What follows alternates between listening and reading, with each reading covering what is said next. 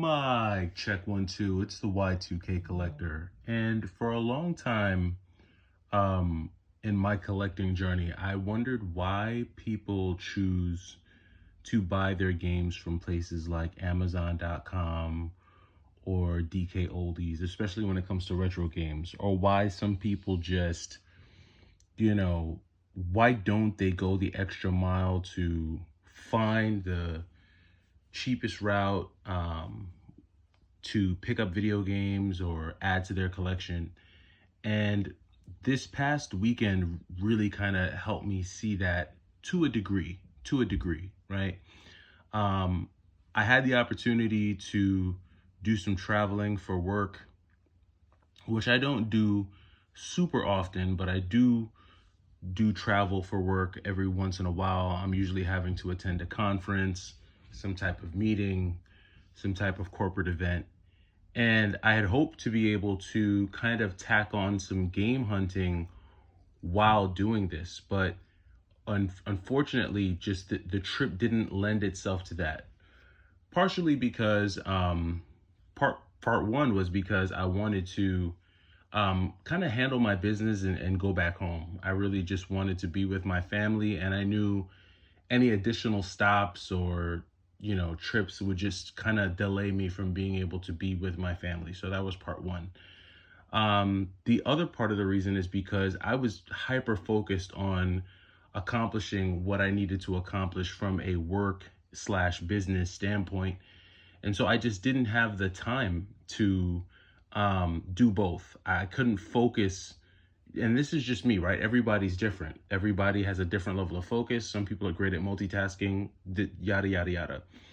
But me personally, I could not effectively focus on what I wanted to get done during this work trip, and then also focus on, game hunting at the same time. And so I just completely abandoned the notion of trying to add in any game hunting or looking up places to go game hunting or anything like that. I kind of gave it up. And when I got back home, I was pretty stoked to see that some of the games that I had ordered from GameStop.com, they came in, and it was cool. It was kind of like, wow, okay, I got some great games. I didn't have to, spend really any time hunting for them, searching for them. I saw them, I bought them, I have them. And you know the convenience of just being able to get the games that I wanted, that was probably the first time this weekend that it really stood out to me why some people will pay DK Oldies prices or Amazon.com prices to buy some of their games, because they may not have the peace of mind, they may not have rather the time to do the game hunting. They may not have the knowledge to effectively game hunt. They may not have the patience to sift through hundreds of listings online to find a good deal. They may not have the time or the patience to go to yard sales, thrift stores, flea markets. And, for them, they just feel like they may be spending their time better doing something else versus game hunting. And I think if you're a person who enjoys game hunting, if you like game hunting, if game hunting is something that you do for a hobby, you get a sense of fulfillment from it, there's an adrenaline rush, you get the dopamine hits. If that's something that you like to do, then it's not a problem for you. It's not a issue for you to spend hours, days, weeks game hunting. It's not a thing for you to drive hundreds of miles, however far you have to drive to make your pickups. It doesn't matter to that person because that person actually enjoys it, right? But to the person who may view their time in a different way, they may not actually enjoy that. And my point with all of this is that there is a cost to everything when it comes to game hunting. I think a lot of times when people go out game hunting and they find a good game at a really cheap price, I think mentally they look at the dollar amount and they say, well, wow, I paid so little for these games, or I paid so little for this pickup. but there's an opportunity cost that works in both directions, right? Meaning, you may have had an opportunity to enrich yourself in other ways during the 5 hours you spent making a video game pickup, or the 8 hours you spent game hunting. You may have lost on 8 hours of opportunities to enrich yourself, enrich your life, or add value to your life in other ways. And I think that's just kind of how some people who do just succumb to online shopping or going to a mom and pop shop and just shelling out the money for a game.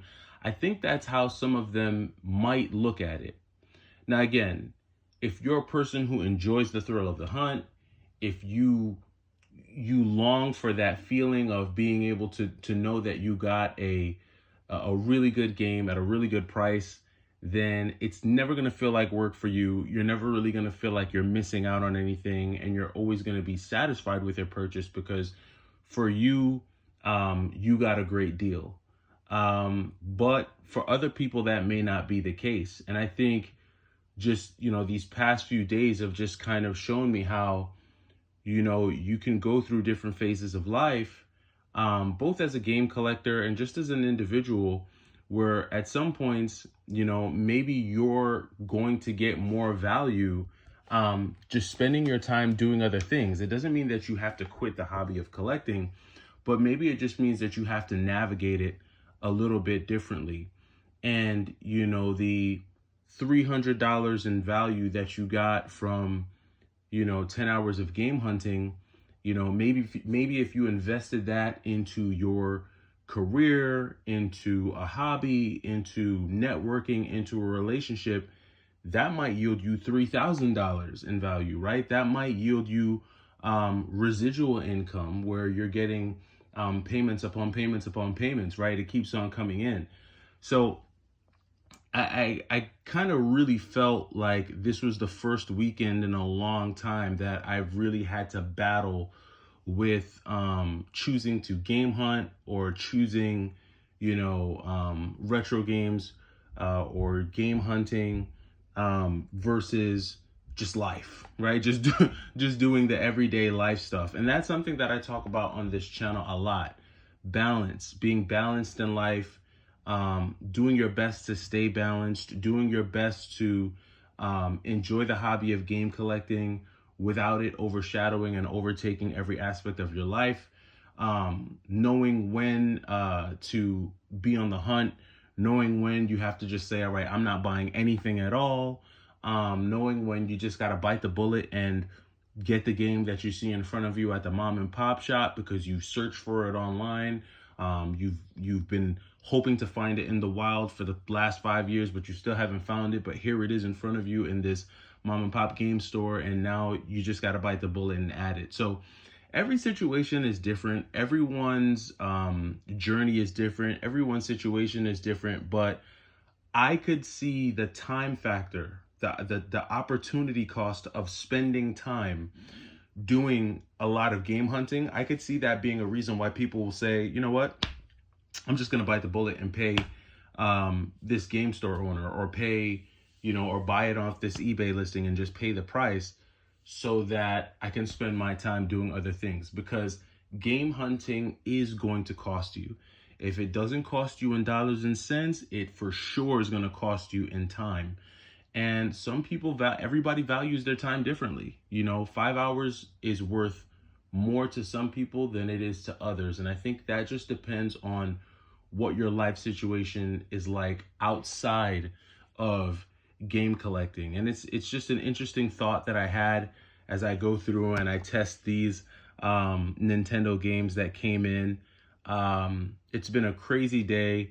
I literally just stepped out of my office. I've been working all day, and I said, you know what? I made 2 quick videos. I'm gonna make another one because I'm finally done wrapping up my work day.